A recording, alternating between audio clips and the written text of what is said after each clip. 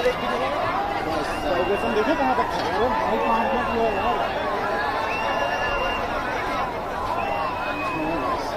देखो टेढ़ा हुआ बिल्डिंग यार, के गुबार में पूरी तरह समा गए हैं और आखिरकार कई महीनों की तैयारी के बाद इन ट्विन टावर्स को आज ध्वस्त कर दिया गया है।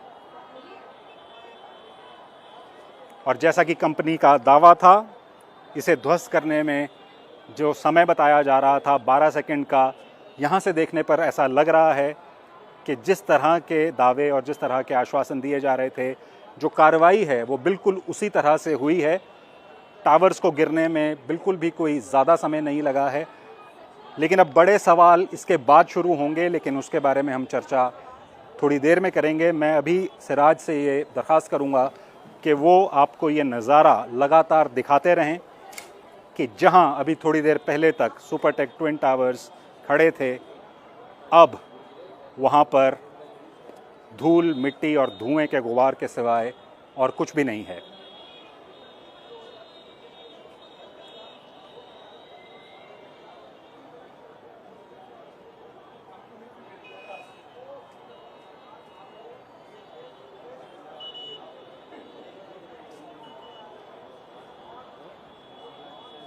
ये सीधा प्रसारण आप BBC हिंदी पर देख रहे हैं और हमारी अन्य भाषाओं में भी इस सीधे प्रसारण को आप इस समय देख पा रहे होंगे। आज के दिन की सबसे बड़ी खबर भारत से यही है कि 2 बहुमंजिला इमारतें, 100 मीटर ऊंची 2 बहुमंजिला इमारतें, जिन्हें भारत की सुप्रीम कोर्ट ने पिछले साल अवैध ठहराया था, आखिरकार महीनों की तैयारी के बाद आज उन दोनों इमारतों को ध्वस्त कर दिया गया है, उन्हें नीचे गिरा दिया गया है।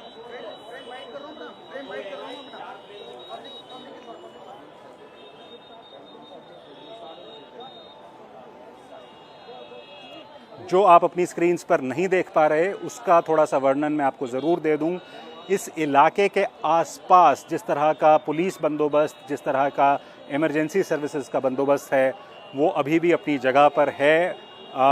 बहुत से लोग जो अपने घरों से निकलकर यहाँ की कुछ ओपन स्पेसेस में और पार्कों में आकर इस डेमोलिशन को देखने की कोशिश कर रहे थे, वो अभी भी एक फासले से इन टावर्स को गिरता हुआ देखने के बाद उन पार्क्स में खड़े हैं या वहाँ से निकलने की कोशिश कर रहे हैं। और माहौल यहाँ पर एकदम उत्सुकता से और कौतूहल से भरा हुआ है। जैसा कि मैं कुछ देर पहले भी आपको बता रहा था कि यहाँ की आसपास की सोसाइटीज़ में जो बहुमंजिला इमारतें हैं, लोग अपनी बालकनीज़ में आकर इन टावर्स के डेमोलिशन को देखने के लिए काफ़ी देर से खड़े हुए थे। और आखिरकार जहाँ सुपरटेक ट्विन टावर्स अभी चंद मिनट पहले आपको खड़े दिखाई दे रहे थे, अब वो टावर्स वहाँ पर दिखाई नहीं दे रहे हैं। इस डेमोलिशन के बाद जो बताया गया है कि 60 से 70 हज़ार टन का मलबा इस साइट पे इकट्ठा होने जा रहा है, जिसमें से कुछ मलबा ऐसा होगा जो इस साइट पे जो गड्ढा बना है इस डेमोलिशन के बाद, उस गड्ढे को भरने के लिए इस्तेमाल कर लिया जाएगा।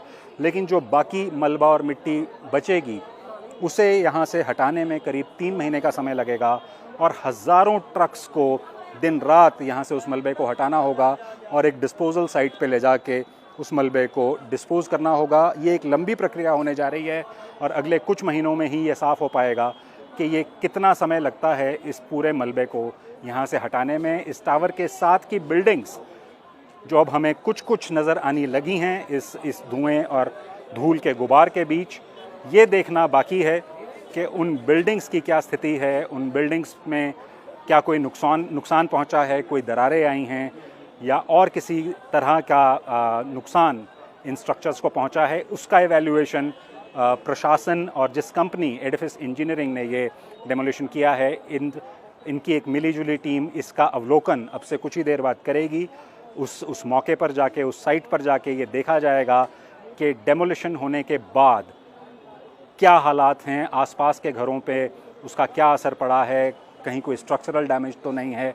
ये बात साफ़ है कि आसपास घरों में इस वक्त बहुत सी मिट्टी और धूल ज़रूर अंदर चली गई होगी, और यही वजह थी कि इन घरों से लोगों को बाहर जाने के लिए कह दिया गया था, उन्हें अपने घरों को छोड़ के जाने के लिए कह दिया गया था। आज 7 बजे इस पूरे इलाके को खाली कर दिया गया था और आज शाम से पहले ये लोग अपने घरों में वापस नहीं लौट सकते। सेहत को लेके जैसा कि हम आपको बताते आ रहे हैं, बहुत सी आशंकाएं जताई जाती रही हैं कि ये धुआं, ये मिट्टी, ये धूल, इसका सेहत पे क्या असर होगा। रेस्पिरेटरी इलनेसेस यानी सांस लेने से जुड़ी हुई जो बीमारियां हैं, फेफड़ों से जुड़ी हुई जो बीमारियां हैं, जो लोग उन बीमारियों से ग्रस्त हैं उनके लिए ये थोड़ा सा मुश्किल समय हो सकता है।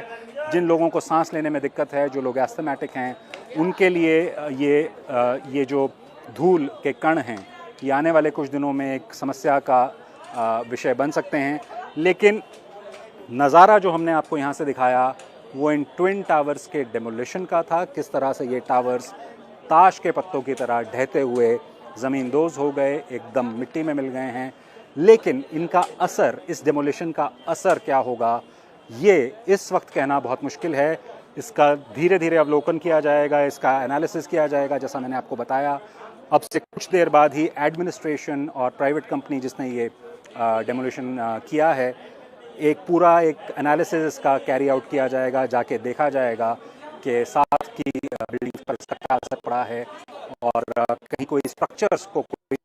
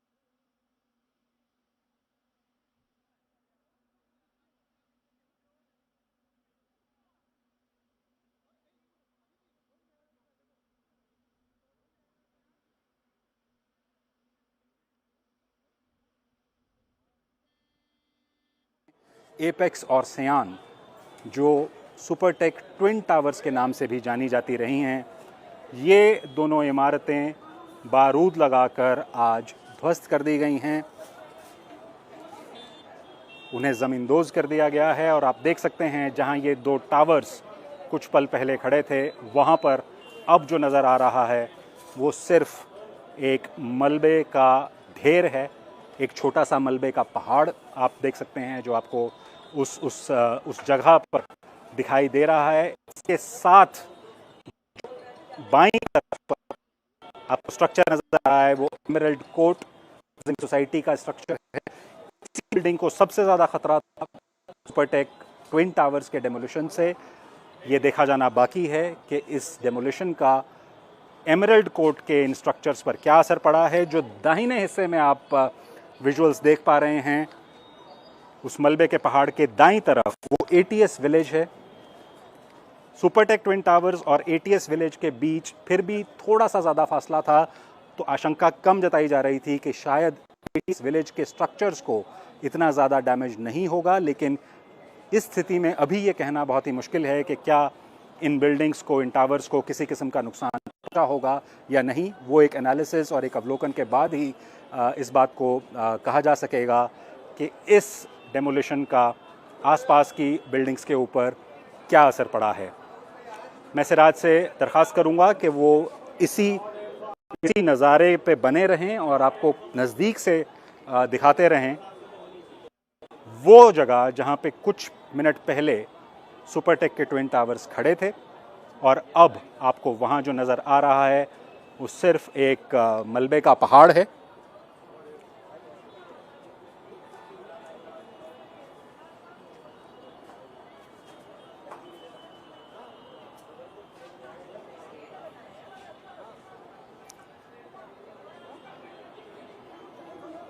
बहुत ही अचंभे में डाल देने वाले विजुअल्स अभी अभी हमने देखे हैं और आपको लाइव प्रसारण के ज़रिए दिखाए हैं। इस तरह का नज़ारा भारत में बहुत कम देखा गया है। पहले भी इस तरह के कुछ डेमोलिशंस किए गए हैं, लेकिन इतनी ऊंची इमारतों के डेमोलिशंस भारत में पहले नहीं हुए हैं। तो ये एक बहुत बड़ा केस स्टडी के तौर पर भी इसे देखा जा रहा है कि इस तरह के डेमोलिशंस करने में कितने सक्षम हैं भारत की अथॉरिटीज़ और भारत की एजेंसीज़। लेकिन 100 बातों की एक बात, सुपरटेक ट्विन टावर्स जिन्हें पिछले साल अवैध घोषित किया गया था, एक लंबी कानूनी लड़ाई के बाद आज आखिरकार ये दोनों टावर्स ध्वस्त कर दिए गए हैं और मिट्टी में मिल गए हैं।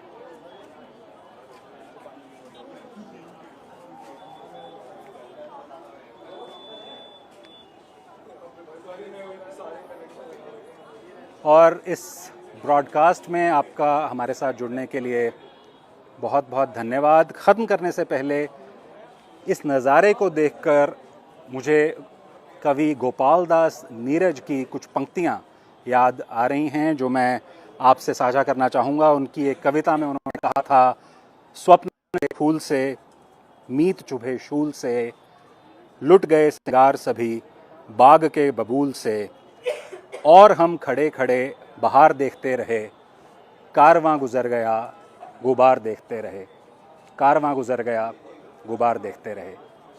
मेरा नाम राघवेंद्र राव है, मेरे साथ कैमरा पर मेरे सहयोगी सिराज अली ये सीधा प्रसारण लेकर आपके सामने उपस्थित हुए। बीबीसी से जुड़ने के लिए आपका बहुत बहुत धन्यवाद।